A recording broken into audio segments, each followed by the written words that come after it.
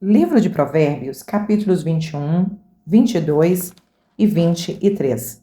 Capítulo 21, Salomão faz declarações de sabedoria acerca da soberania de Deus e outros aspectos. Ele mostra aqui, por exemplo, que Deus ele é soberano e que até o coração do rei está debaixo de um propósito de Deus. Ou seja, nessa época aqui, os reis eles eram considerados por algumas pessoas como deuses. Os imperadores, por exemplo, eles até gostavam de serem venerados, adorados como se fossem deuses.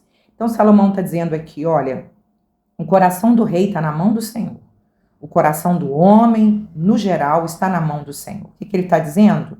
Olha, quantas vezes esses reis, eles são usados pelo Senhor tanto para punir uma nação ou para abençoar uma nação. Então, a vida de um rei também é dirigida pelo Senhor. Suas ações, como por exemplo, o Faraó no Egito, que foi usado ali com o coração endurecido pelo próprio Deus para que as pragas viessem e aquele povo fosse liberto da escravidão do Egito.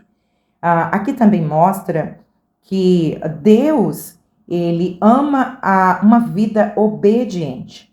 Verso de número 3, o Senhor diz aqui, através de Salomão, que ele prefere uma vida reta do que sacrifício. Por quê? Quantas pessoas fazem uma espécie de suborno a Deus? Vivem uma vida de pecado, não se importam com os preceitos de Deus e de vez em quando cumprem um ritual, vão à igreja, pagam uma promessa, faz uma oferta como se estivesse querendo subornar Deus e aplacar a ira de Deus sobre os seus pecados, mas o Senhor prefere a obediência.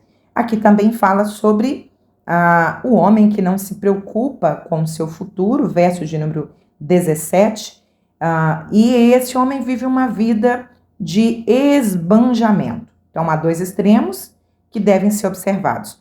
Aquela pessoa que vive uma vida de esbanjar, de gastar sem nenhuma responsabilidade, sem se preocupar com o futuro da família.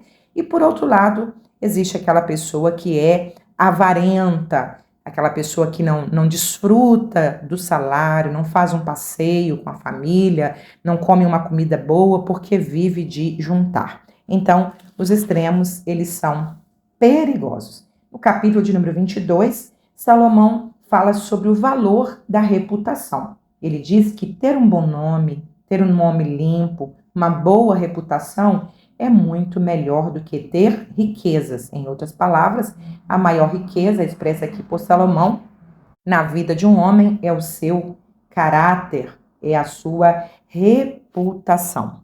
Há também aqui no capítulo de número 22, aquele texto que nós amamos ler e ensinar, Deus falando para os pais, instruir os filhos no caminho. Instrui o filho, o menino, no caminho. Não é apontar o caminho, é diferente de dizer, meu filho, aquele lá é o caminho. O texto não diz para apontar o caminho, é para ensinar é junto com uma criança, através dos exemplos, levando à casa do Senhor, lendo a palavra do Senhor, e o texto garante, até quando envelhecer, não se desviará dele. E é claro que Deus está aqui falando sobre o valor do ensino, mas não está dizendo que no futuro essa criança não possa ter escolhas próprias. Quando os pais ensinam os seus filhos um temor do Senhor, e quando essa criança cresce, ela faz as suas próprias escolhas, mas a semente do evangelho está plantada, a semente dos bons princípios estão ali, impregnados na alma desse indivíduo. O texto também fala sobre o valor e os princípios deixados pelos nossos antepassados. Verso de número 28 diz, não removas os limites antigos que fizeram seus pais. É claro que aqui há um sentido literal, falando o que Deus disse para Josué quando ele fez a limitação das terras, para que as pessoas fossem honestas e não tirassem aquele marco ali para ganhar um pedaço de terra, para roubar um pedaço de terra do vizinho, do próximo, mas também há um sentido aqui figurado. O texto diz a importância de respeitar os limites do outro e também sobre guardar os valores que nos foram repassados pelos nossos pais. Esta geração é uma geração que tem sido doutrinada através da educação, das mídias, que nós, no Ocidente, vivemos a opressão do cristianismo e que, por isso, essa geração deve ser não binária, essa geração não deve submeter aos valores dos pais, aos valores da igreja, porque isso é uma opressão dos valores judaico-cristãos. Esta geração ouve o tempo todo isso de professores progressistas, da mídia progressista, e eles acabam se tornando rebeldes aos pais, odiando seus pais. Eu vejo exemplos de pais que sofrem com seus filhos porque na escola ou assistindo algum filme, alguma série, ouvindo influencers, eles aprendem que eles não devem se submeter aos valores do pai. E isso está gerando uma geração rebelde, indisciplinada, amargurada, depressiva, porque o homem precisa de limites. Os limites existem, os princípios existem, as regras existem, as leis existem para proteger o ser humano de si mesmo. Capítulo 23, Salomão fala da importância de ter um autocontrole sobre diversas coisas na vida. Ele começa falando sobre glutonaria. Algumas pessoas se esquecem que a glutonaria é pecado, mas comer exageradamente, comer sem controle é pecado e consta na lista dos pecados que vão levar as pessoas para o inferno. Verso de número 4, ele também fala do descontrole com o dinheiro, que são as pessoas avarentas, e ensina que o ser humano precisa ser disciplinado. O limite é fundamental para o autocontrole. Livro de Provérbios, capítulos 24, 25 e 26. Capítulo 24, ele mostra para nós os benefícios de uma vida sábia. Nós temos conversado durante todo esse livro o que é realmente uma pessoa sábia. Uma pessoa sábia não é aquela que apenas adquire conhecimento. Nós temos visto pessoas que são tão estudadas, mas, no entanto, são pessoas tolas. Então, ser sábio significa conhecer e aplicar, viver aquilo que nós sabemos. Jesus usa isso no Sermão da Montanha, comparando um homem tolo com aquele que constrói uma casa na areia. Ou seja, ele sabe que a areia não é lugar de construir casa, mas mesmo assim ele faz. Ao passo que o outro homem, sabendo que o lugar correto de construir a casa é na pedra, ele vai e constrói. Então é ter o conhecimento e saber aplicar o conhecimento. Aqui, no capítulo de número 24, ele mostra o valor da sabedoria mediante as situações de conflito, situações de angústia. Verso de número 10, se te mostrares frouxo no dia da angústia, a tua força será pequena. Seja sábio, não deixe que o calor das emoções, que a tristeza, a angústia, tire a sabedoria nas ações, nas escolhas. José, por exemplo, ele foi um homem sábio, que no momento de dor, de falsas acusações, ele agiu sabiamente e o Senhor lhe deu vitória. Verso de número 16 mostra também que mesmo o sábio, ele pode cometer erros. Mesmo o homem justo pode cair. Qual é o ato de sabedoria aqui? 7 vezes cairá, mas se levantará. Um homem sábio, ele erra, mas ele supera os seus erros. Ele não fica cometendo os mesmos erros. Ele se levanta, ele toca a vida, ele vai aprendendo e vai se aperfeiçoando. Capítulo 25 é um capítulo de Provérbios de Salomão, mas que foram transcritos pelos homens de Ezequias. Então, Ezequias foi aquele rei que trouxe um avivamento sobre Judá, trouxe a palavra de Deus para o povo, e no meio dessa exposição da palavra de Deus ao povo, ele trouxe também os provérbios de Salomão. Então, aqui está transcrito alguns desses provérbios dito por Salomão, e eles vão aqui ressaltar o valor do domínio próprio como um ato de sabedoria. Então, uma das coisas mais lindas que o Espírito Santo faz na vida de um homem que nasceu de novo, que morreu para o mundo, nasceu de novo e recebeu o Espírito Santo.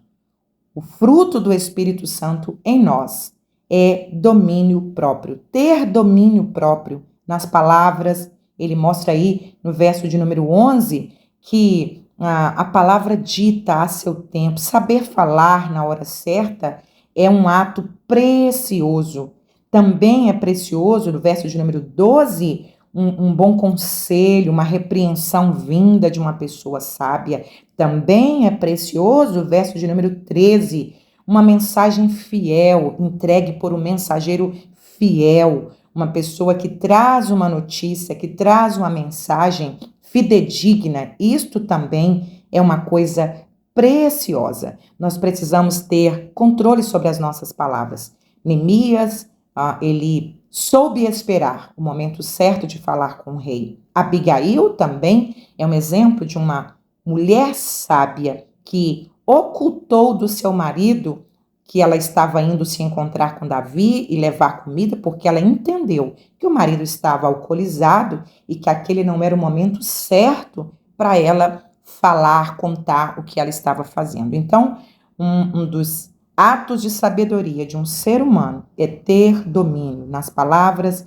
Verso 16, nos prazeres da vida. Há muitas coisas na vida que são prazerosas e, no entanto, não é pecado. Por exemplo, é prazeroso comer, mas se eu exagerar, eu posso pecar. É prazeroso para um casal casados ter atividade sexual, mas também, se não houver um controle, essa prática pode se tornar pecaminosa. Então, ele mostra aqui o valor de ter controle próprio em vários aspectos da vida. E no capítulo 26, dentre tantas preciosidades, ele nos ensina aqui como tratar pessoas tolas. Essas pessoas não devem ser evitadas, nós não podemos fugir dessas pessoas, nós precisamos sim ser influência para essas pessoas, mas ele diz aí no verso de número 4 e 5, que parecem até ser contraditório, mas não é, ele mostra aí que nós não podemos nos desgastar com pessoas tolas, ou uma pessoa que está alcoolizada, uma conversa que não será produtiva. Eu vejo isso nas mídias sociais, pessoas que fazem comentários, um outro vem rebatendo, o outro vem rebatendo, vai gerar discórdia e não vai trazer nenhuma consequência produtiva. Verso de número 5, ele diz, olha, mas responda ao tolo para que ele não se sinta sábio aos seus próprios olhos. Ou seja, em algum momento, essa pessoa tola, dentro de um tempo apropriado, ela precisa sim ser confrontada. E ele termina então falando sobre preguiçoso. Há dois pecados que Salomão fala muito no livro de Provérbios. Ele fala muito contra o pecado da preguiça e ele fala muito contra os pecados sexuais. A preguiça, ela é ocasionada por espíritos malignos que acorrentam a pessoa e a pessoa fica improdutiva, não quer se levantar, não quer sair do quarto, não quer trabalhar, não quer estudar, não quer às vezes limpar a casa e acabam se definhando num celular ou em filmes, em séries, em coisas que não são produtivas e isso adoece a alma. Livro de Provérbios, capítulos 27 e 28. Capítulo 27, Salomão vai falar aqui sobre diversos aspectos nos relacionamentos. Nós, seres humanos, somos criados por Deus seres relacionáveis. Nós somos seres sociais. O próprio Deus, ao criar o primeiro homem, ele diz, não é bom que o homem esteja só. Então, nós precisamos de pessoas para nos relacionar. Pessoas que se isolam, elas acabam se adoecendo. Nós dependemos do outro num sentido de afetividade, relacionamento para uma saúde emocional.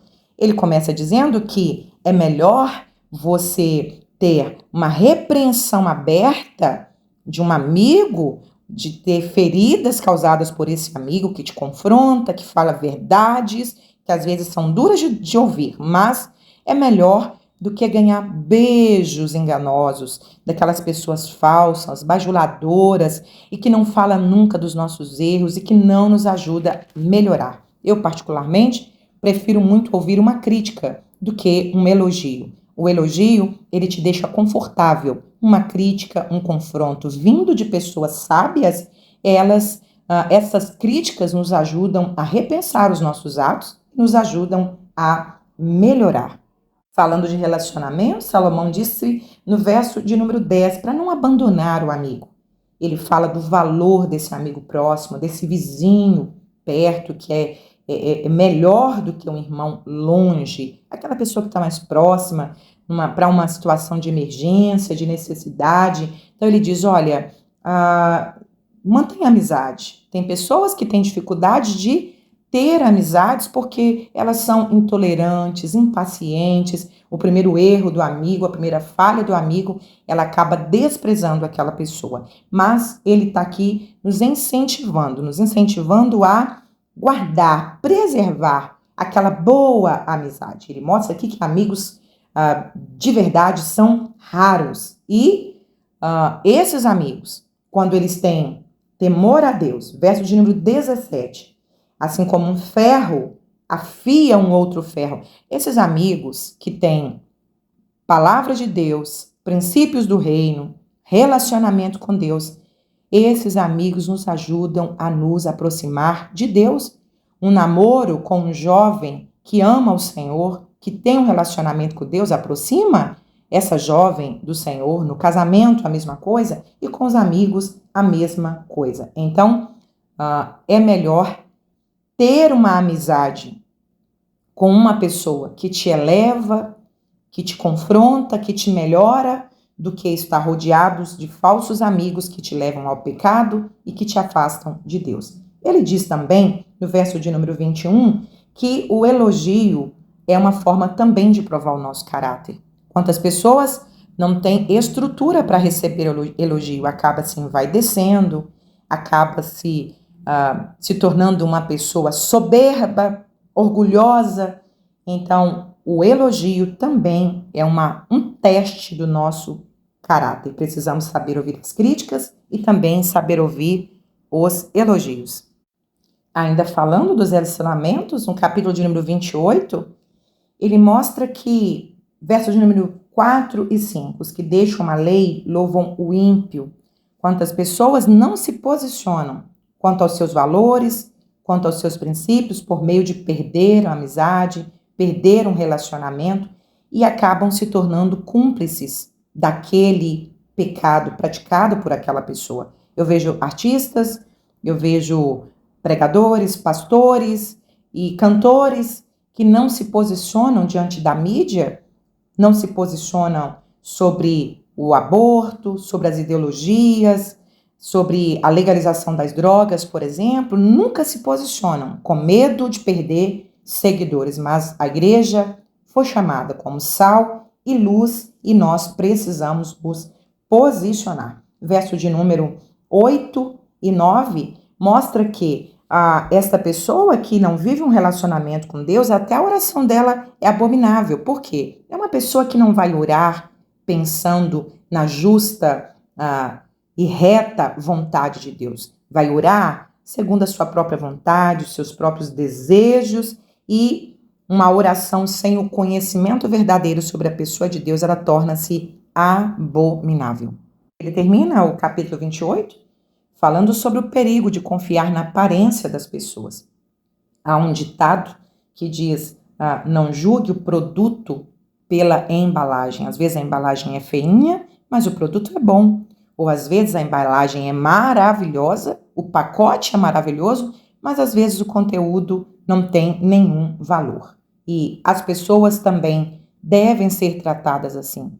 Precisamos dar tempo às nossas primeiras impressões, precisamos dar tempo a um conhecimento para depois darmos um diagnóstico sobre aquela pessoa. Às vezes nós começamos a conversar, uma pessoa aparenta ser tão grossa, às vezes é uma pessoa cheia de dores de muitas frustrações, mas quando você vai conversando com aquela pessoa, você percebe o quanto aquela pessoa é preciosa, é generosa. E, às vezes, também o contrário acontece. Nós nos maravilhamos, nos impressionamos com uma pessoa bem vestida, falando muito bem, daí a pouco, com tempo de convívio, descobrimos que aquela pessoa é desonesta, que aquela pessoa não tem temor a Deus e que não é uma boa amizade. Salmo 1 nos ensina a não termos esses relacionamentos de amizade com pessoas que não têm temor a Deus. Livro de Provérbios, capítulo 29. Capítulo 29, Salomão vai falar sobre o valor das leis e da disciplina. A Bíblia fala no Gênesis capítulo 6 que o ser humano ele é tendencioso a escolher o mal por causa da nossa natureza pecaminosa. Então, as leis existem para proteger o ser humano de si mesmo. Aqui ele começa falando de uma nação ou de um povo que está debaixo de um governo que tem leis justas, um governo justo. Verso de número 2, quando um justo está governando tanto uma nação quanto uma empresa ou a sua família, esse povo se alegra, mas o contrário disso faz o povo suspirar, um povo gemer. Triste é uma nação com leis injustas, com governo injusto, e triste é uma família também sem disciplina. Cada um faz o que quer, da forma como quiser, e é uma família que não tem paz, não tem organização, não tem disciplina. Ele diz também no capítulo 29, no verso de número 15, que a vara e a repreensão dão sabedoria, mas o filho entregue a si mesmo envergonha a mãe. Ou seja, crianças precisam de disciplina. Existe a disciplina, que ela é uma prevenção, mas quando a criança erra, ela precisa ser corrigida. Para isso, a Bíblia fala sobre a vara da correção. Não é para machucar essa criança, não é para usar de violência física, é apenas para corrigir. Provérbios capítulo 23, Salomão diz que aquele pai e aquela mãe que corrige o filho com vara livrará a alma dele do inferno. Então, uma criança que cresce sem limites, ela envergonha os pais e depois traz muita tristeza, muita amargura ao coração desta mãe. Ele diz aqui, no versículo de número 18, não havendo profecia, o povo se corrompe. A palavra profecia aqui está relacionada à lei. Então, o ser humano, ele precisa de leis, ele precisa de ser regido por regras, por normas, senão ele acaba se autodestruindo. Imagine um país sem uma constituição, imagine uma sala de aula, uma escola sem um regimento interno, imagine o trânsito se não houvesse lei. O ser humano, ele se autodestruiria. Então, hoje, nós vemos uma aversão pela lei. Nós vemos pessoas que odeiam lei, odeiam as regras, odeiam uma igreja e odeiam até os pais quando esses querem colocar limites e querem colocar disciplina. Alguns filhos, pela falta do conhecimento, interpretam como sendo opressão. Mas que Deus, através do livro de Provérbios, nos ensine a disciplinar a nós mesmos e aos nossos filhos. Livro de Provérbios, capítulos 30 e 31. E aqui nós encerramos esse livro tão precioso. Capítulo 30 são palavras de Agur. Agur foi um mestre, um professor, um grande observador. Mas apesar de tanto conhecimento, Agur é um homem humilde e ele começa comparando a sabedoria dele, que não é nada diante da sabedoria de Deus. Ele expressa no verso de números 3 e 4 que Jesus, ele é a sabedoria expressa de Deus, a sabedoria em pessoa. E ele mostra que as suas observações nas coisas criadas, elas trouxeram muito conhecimentos e muitas lições práticas para a sua vida. Ele diz, durante as suas expressões de análise da sabedoria de Deus, analisando as coisas criadas, verso de número 7 e 8, ele diz assim, olha, eu pedi para o Senhor para me livrar dos extremos. Eu não quero ser uma pessoa rica demais e nem uma pessoa pobre demais. Eu quero ter uma vida com coisas e com recurso o suficiente para eu viver. Isso mostra a sabedoria de Agur. Eu não quero ser um homem rico demais para não me afastar de Deus. Eu não quero ser um homem pobre demais e correr o risco de vir a furtar. Ele começa a descrever coisas que ele observa na natureza e que deixa ele tão perplexo. Ele fala, por exemplo, no verso de número 24, sobre coisas que são tão pequenas, mas que trazem tantas lições preciosas, como a formiga, por exemplo. A formiga, ela é um exemplo de um bichinho tão pequeno que é tão trabalhador. E é claro que foi o próprio Deus, o Criador, que deu para as formigas essa sabedoria de juntar comida, de fazer um estoque.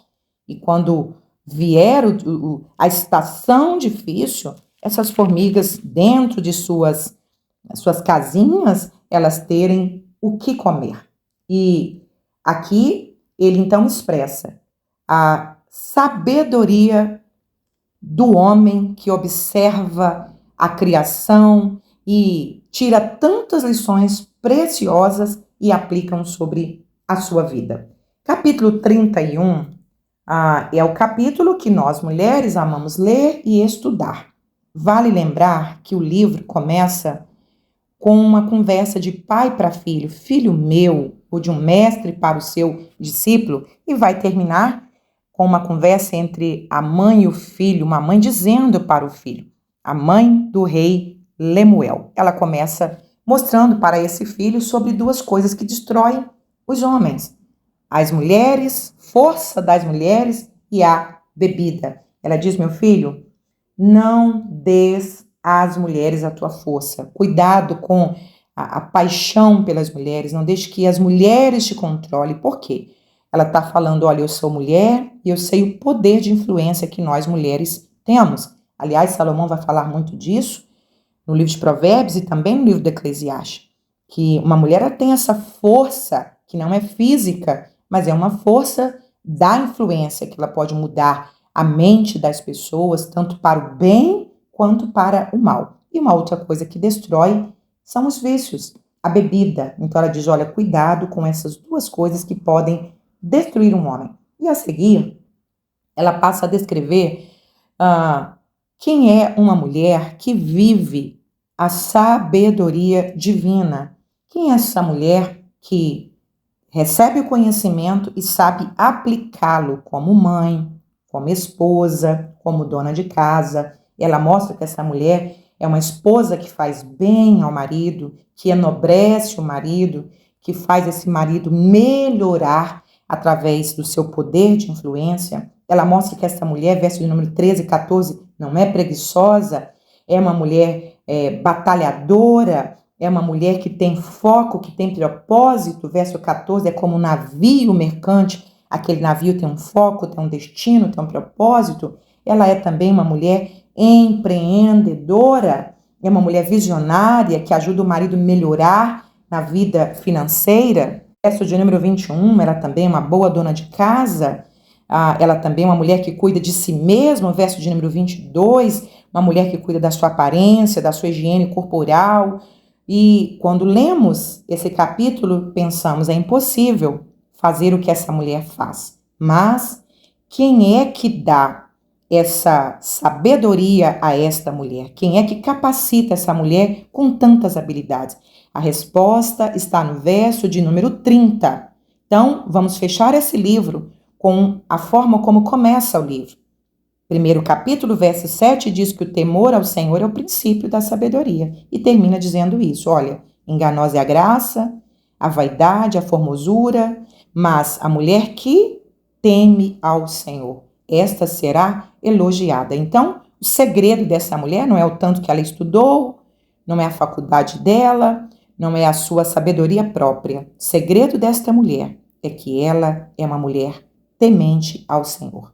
Que possamos aplicar tantas verdades preciosas do livro de Provérbios à nossa vida, e assim seremos comparados ao homem sábio que edificou a sua casa sobre a rocha. Ele adquiriu conhecimento, construiu a casa na rocha, o vento veio e não derrubou aquela casa.